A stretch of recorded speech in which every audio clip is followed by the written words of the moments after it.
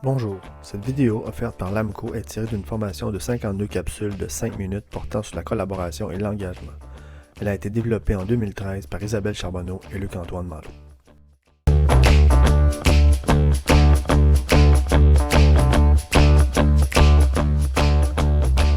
Bonjour! Dans ce clip-ci, ce qu'on veut voir, c'est le type de gestion par le laisser-faire. La dernière fois, on a vu par la collaboration. Aujourd'hui, on veut voir les résultats d'une gestion par le laisser-faire. Quand on laisse faire, c'est qu'on n'agit pas ni sur la direction, ni sur les comportements. Et en entreprise, bien évidemment, on veut atteindre des objectifs. Donc, en laissant faire, c'est comme si on disait, bien, ça peut partir un peu dans toutes les directions. Il n'y a pas de cadre, il n'y a pas de direction.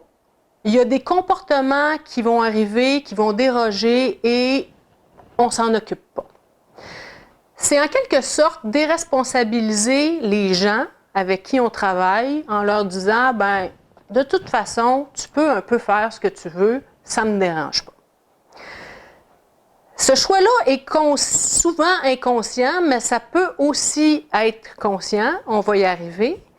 Et surtout dans le laisser-faire, c'est de choisir d'accumuler les problèmes. On choisit de laisser faire pour différentes raisons. Souvent parce qu'on n'a pas le temps.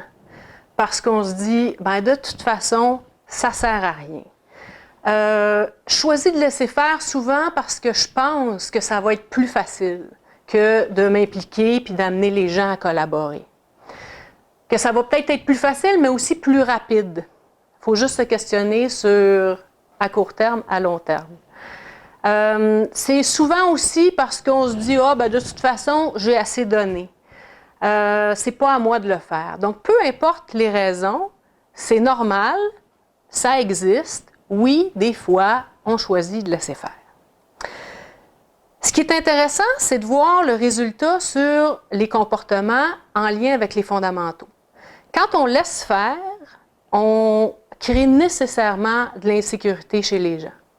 Parce qu'il n'y a pas de direction, parce que quand on n'a pas de direction, on est un peu perdu, on ne sait pas où on s'en va et nécessairement, ben, ça peut être insécurisant pour un paquet de personnes. C'est démotivant parce qu'on a l'impression qu'on s'en fout, qu'on n'est pas important, on n'est pas reconnu. Il n'y a pas de reconnaissance, de parrainage dans le laisser-faire. C'est comme ça, que je fasse A ou que je fasse B, ben de toute façon, ça semble peu important.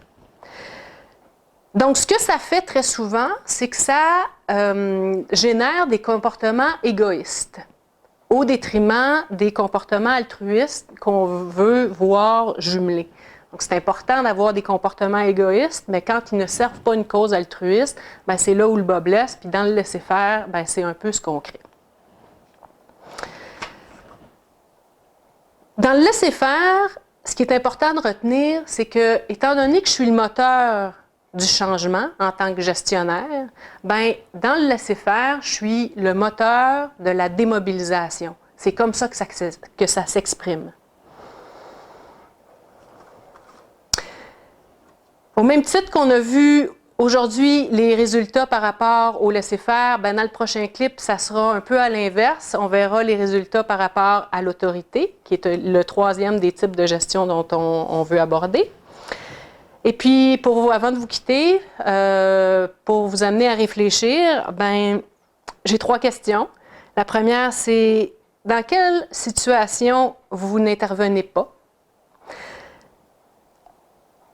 À qui choisissez-vous de ne pas parler dans votre entreprise ou à qui vous évitez, consciemment ou inconsciemment? Quand vous êtes assis dans votre bureau, par exemple, puis qu'il y a quelqu'un qui passe devant votre bureau et que vous allez choisir de rester assis au lieu d'aller voir cette personne-là. Et qu'est-ce que vous créez, effectivement, quand vous choisissez de laisser faire? Comment pouvez-vous agir différemment maintenant? Bonne réflexion!